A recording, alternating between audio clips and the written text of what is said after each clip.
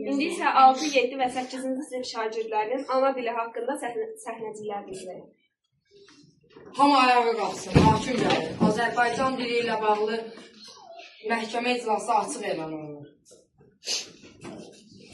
Əyləşin. Bugün burada bir dili mühakimə edilir. Bir millətin yaddaşını, ruhunu, kimliyini ilham olunur Azərbaycan dili. Mən buradayam. Azərbaycan dili bugün lazımı qədər qorunmur. Cümlələr yarımçıq, sözlər yad, fikirlər qarışıqdır. Gənclər onu düzgün danışmır, dəyər vermir. Bu sadəcə yox, kimliyin itirilməsi. Təqsirləndirən ana dililə deyir. Mən heç vaxt susmadım. Sadəcə bəzən məni dinləmədilər. Laqeyd gənc, irəli çıx. Məncə fərqi yoxdur. Qarışıq danışmaq daha rahatdır. Hamı başa düşür də.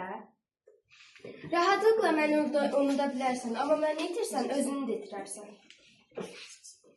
Mən treynim. Balaca boy olsan da sürətli yap, gəlsən nəsir.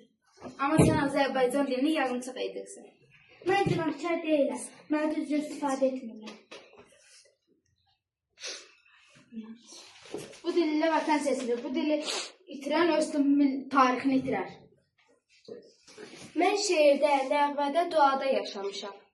Ana dili, mən övladıma iki sözü bu dildə demişəm. Ana dili, ana südü kimidir, əvəz olunmaz. Hörmətli hakim, dil ölməyib. Sadəcə qayğıya ehtiyacı var. Gənclər onu düzgün istifadə edə bilmirlər. Gənclər onu düzgün istifadə etsə, o yenə öz gücünə qayıdar. Azərbaycan dili yenə güclü olar. Məhkəmənin qərarı belədir. Azərbaycan dili təqsirsizdir. Onu qorumaq isə hər birimizin borcudur. Hökm qüvvəyə mindir.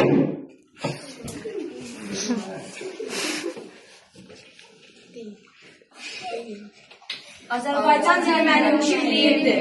Azərbaycan dili mənim varlığımdır. Sağ olun.